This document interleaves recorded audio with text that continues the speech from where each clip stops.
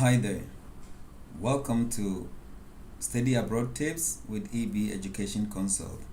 Today I am bringing you exciting scholarship news from the World Bank and Japan. The name of this scholarship is the Joint Japan World Bank Scholarship Program. Over here you see World Bank Scholarships Program, and you can check the detailed information from this link, which I will put also in the description of this video. So don't go anywhere. Please take time to subscribe, share my content, and comment on my videos so that we can reach a wider range of people who need help identifying suitable scholarships to study abroad. Thank you. Now let's dive into the program. So the Joint Japan World Bank Graduate Scholarship Program is reserved for certain developing countries. We will rush through the list of the developing countries in no time. But before we do so, let's look at a little specific details of the scholarship. Subject to available funding, the scholarship would offer applicants who are participating in 41 master's program in 24 universities in USA, Europe, Africa, Oceania, and Japan in key areas of development, including economic policy management, tax policy, and infrastructure management. All right, so quickly let's go and check the first eligibility criteria is to check if your country falls under these 41 countries, eligible countries. So we have Afghanistan, Angola, Bangladesh, Belize, Benin, Bhutan, Bolivia, Burkina Faso, Burundi, Cabo Verde, Cambodia, Cameroon, Central African Republic, Chad, Comoros, Congo Democratic Republic, Republic of Congo, Cote d'Ivoire, Djibouti, Dominica, Egypt,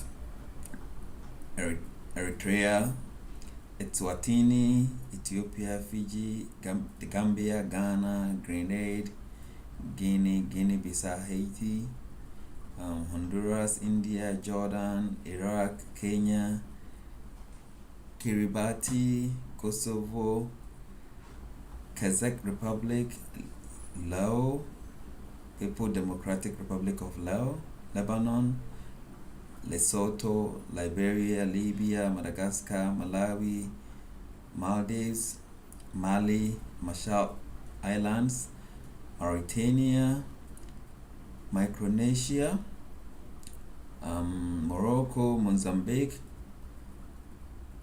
Myanmar, Nepal, Nicaragua, Niger, Nigeria, Pakistan, Papua New Guinea, Philippines, Rwanda, Samoa, Sao Tome and Principe, Senegal, Sierra Leone, Solomon Island, Somalia, South Sudan, Sri Lanka, St. Lucia, St. Vincent and Grenadines, Sudan, Syria, Arab Republic, Tajikistan, Tanzania, Timor-Leste, Togo, Tonga, Tunisia, Tuvalu, Uganda, Ukraine, Uzbekistan, Vanuatu, Venezuela Republic, Vietnam, West Bank and Gaza, Yemen Republic, Zambia, and then Zimbabwe. So this is the whole list of qualified or eligible countries. Now the next is to look further into the details of the scholarship. So they have two application seasons. The first window has already opened and it's ending on the 28th of February. So approximately 10 days from now, the first window will be closed, and the second window's application will start from March 25 to May 23, 2025. You cannot apply directly for this scholarship. Let's say like you are applying for the joint Japan World Bank scholarship directly here. No, first you have to apply to the participating university for the program of choice. I would go to the link of the participating universities so that we will know the universities involved, or the universities where you can apply to, and which programs within those universities you can apply to. What you need to know is that once you have been shortlisted or you have been accepted to study any of the eligible programs from the participating university, you will be shortlisted and then be sent a link directly to apply for the scholarship. One criteria of the scholarship is that following your completion or following the end of your studies, you would have to return to your home country and use your new skills to contribute to the country's social and economic development. How to apply and who is eligible? We have already checked the country list, which is here. You should not hold dual citizenship of any developed country. You must be in good health. You must hold a bachelor or equivalent degree and at least 3 years prior to the application date. And then you must be employed in development related work in a paid full-time position at the time of submitting the scholarship. So if you have been employed in a position for over 3 years, you still qualify. Up to I think 6 years, you still qualify. And also it must be full-time and paid. So your current job must have a relationship with the development in your country.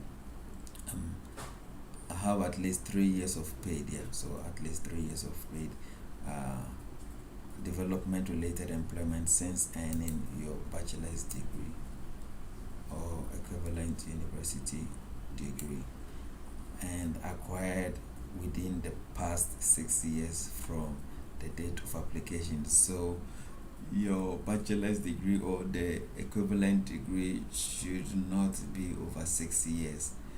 We are in 2025, so ideally a certificate or a degree and in 2019 should be suitable for this application. If you earn your degree somewhere 2018, early 2018, from 2017, you are disqualified. On or before the scholarship application date, be admitted unconditionally for the upcoming academic year to at least one of the participating master's program. Now I will take the opportunity here to explore the universities and the programs they are involved in. So the University of Australian National University, here are the programs. I think I would put the links to all this information in the description, so look for them in the description and read more about them. Brandeis University, and here they offer Master of Art in Global Sustainability Policy and Management, Master in Global Health Policy, and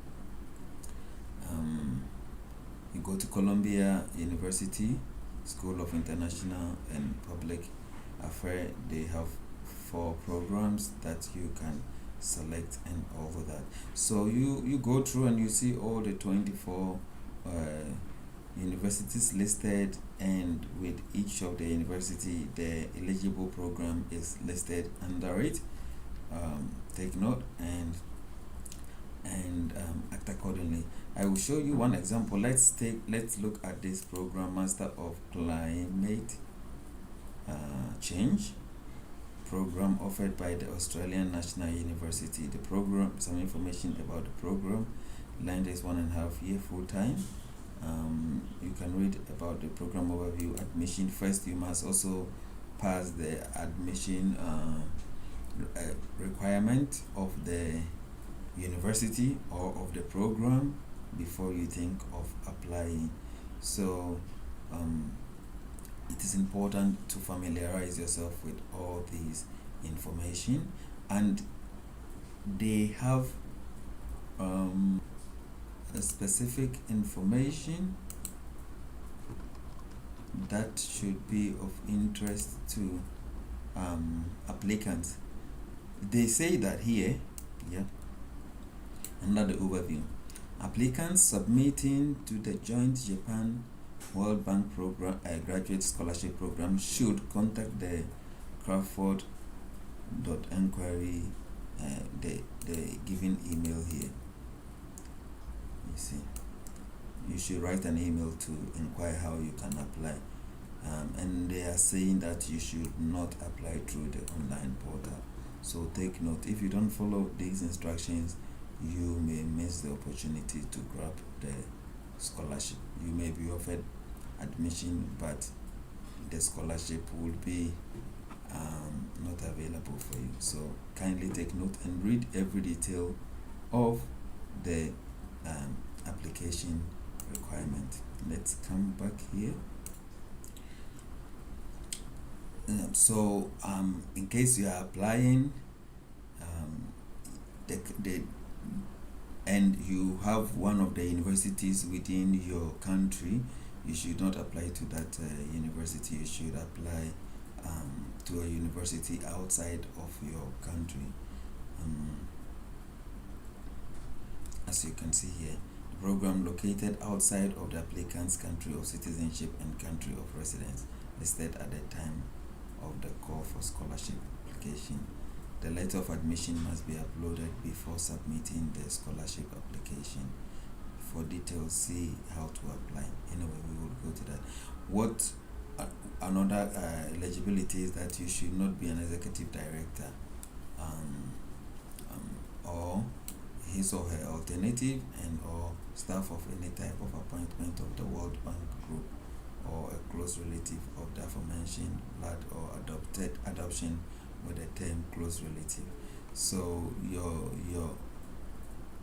father, mother, or whatever relative mentioned here should not be affiliated to any of the World Bank working groups. If you have been offered the Joint Japan World Bank Graduate Scholarship Program in the past and you declined it, or if you received but you couldn't complete the studies, you are not eligible to apply again.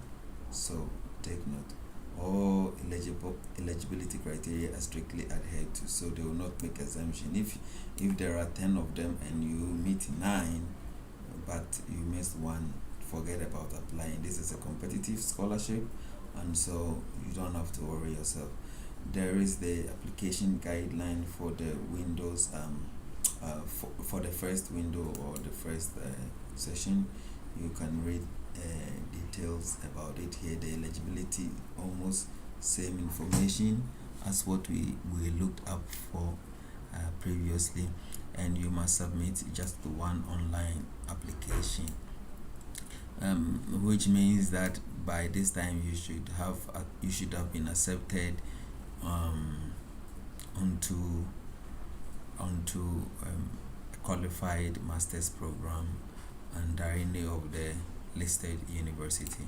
You would also need 2 recommendation letters submitted online from people who have direct knowledge of you. One completed application form must also be included. As I have earlier on indicated, there is a CV which they have provided a format for you to follow to present your CV. So take note. The applicant's bachelor's degree, diploma, that is certificate, and if applicable, also the diploma of the applicant's most recent advanced degree. Do not include a transcript or upload a transcript as a substitute to diploma. Here the diploma, they means your certificate. They mean your certificate. On your CV, specific attention should be paid to what they require of you. So CV using the format provided in Annex 4 and written in English or language of the master's degree program for which the applicant is seeking funding. If you have work experience that was not paid, do not include it in your CV. Or if you want to include it in your CV, you should create a category for it as volunteer work in your CV and list under the heading unpaid internship or other unpaid work, and then you can list it. That's cool. Again, the unconditional header is already here. They say you can make a draft of the application, but you don't have to submit application unless you have uploaded unconditional letter of acceptance from the participating university or program. Yes, there is a guideline on how your recommendation should be, and this is professional recommendation, not academic recommendation. So at least 2 people from your work who probably are your superior or they can be your colleagues should submit recommendations on your behalf, and they are saying you are not supposed to let's only 2 are required, not less, not more. The recommendation must be from people who can attest from direct observation to your work professional qualities regarding development related that was demonstrated after earning a bachelor's degree. We suggest but do not require that professional recommendation be from people who have recent within the last 6 years experience with you in such a professional setting. We suggest but do not require that at least one of the 2 required professional recommendation be from current or former supervisor. So take note of this. To fulfill the required 2 professional recommendation, complete and submit the recommendation request form in the online application. I think the steps can be followed once you get there. Here is something you should take note of. I know that in most cases the referee would ask you to draft something, but here the applicant is not permitted to draft any part of the recommendation letter on behalf of the recommender. So take note and be sure that the person you are going to use as your recommender would be ready to provide the information without your direct involvement. So they have a lot of frequently asked questions on their website that you can review to know if you have any question regarding the application. You must check all that before you send any inquiry, supposing you do not get answers to specific question that you have prior to your application. This is important because once you send an inquiry about something that they have provided answer to already on the website, it means that you are not doing due diligence and you are not being an student that they may be expecting. So you would be working against your success. Alright, for the medical certificate, I think it will be after the process you go for medical screening, and those who qualify will be informed accordingly. The countries, so here you have all the details that we have previously looked at, and the programs that are available for consideration. Alright, let me go back to our So the selection process, and here I want us to focus on what they are really looking at and where you should focus your attention to. You can see that your educational background only account for 10%. So it's important to have a very strong professional experience, 30%, professional recommendations. If your recommenders are going to write very well about you and why you are ideal candidate for this scholarship, you're gonna earn a 30% mark. Quality of your commitment to your home country. I am not sure how you need to prove this, but that might be in your motivation letter. Why, how you would explain why you would commit to your country and what you intend to do upon return and all that. So that's an important part. This is under your control, and your professional experience too. So these three can earn you 90% if you manage to score 80 here, and your academic background even 585 is good. But it depends on the qualifications and the background of your competitors. So take note. The joint Japan World Bank Graduate Scholarship Program Secretariat uses the average score of the two assessors and the following criteria to select the finalists. So your documents or your application will be assessed by two people, and then they will find average of the score of the two, and they will use maintaining a reasonably wide geographical distribution of the award. So they don't want all the award to go to one country or to specific countries. So they will want to diversify the award to cover more countries or maybe more continents. Maintain a reasonable distribution of award across genders. So they want gender balance in that, so they will consider that as well. Unusual circumstance hardship when assessing the employment experience and other aspect of the application. Giving scholarship to those applicants who other things being equal have limited access to financial resources for graduate studies abroad. So that is what they would consider. They will provide the benefits. They will provide return ticket to and from home, and when you are, they will, for each trip they will include allowance of $600. They will pay off your tuition fee. They will provide monthly stipend, and this the value varies depending on where you will be studying or depending on the program of study in the location. So they don't have fixed amount for that. Please note all Joint Japan World Bank Graduate Scholarship Program scholarships cover the duration of the graduate program, or 2 years, whichever is less. So if your study program is 1.5 years, it will cover for 1.5 years. If it is 2 years, it will cover 2 years. If it is 3 years, it will still cover only up to 2 years. So take note of that. But so far, I think the programs are within 1.5 years to 2 years, depending on where you're taking it. And I think in UK, some of the programs will be 1 year. So take note of that. It will not cover your visa application cost, expenses to bring and or support a scholar's family member. So if you are trying to invite a family member, they will not pay for the cost. Any extracurricular course or training, they will not pay for it. A lot of information here, so you should read them and get prepared for the application. For the first, the guideline is here. The second also, I think it's a similar guideline. Again, almost the same requirement.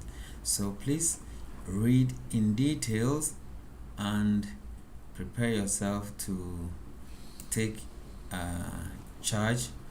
I wish you success in your application. If you need help with submitting your application, you can reach out to us. And once more, please do not forget to subscribe and share my video to friends and family who would need this information to make informed decision.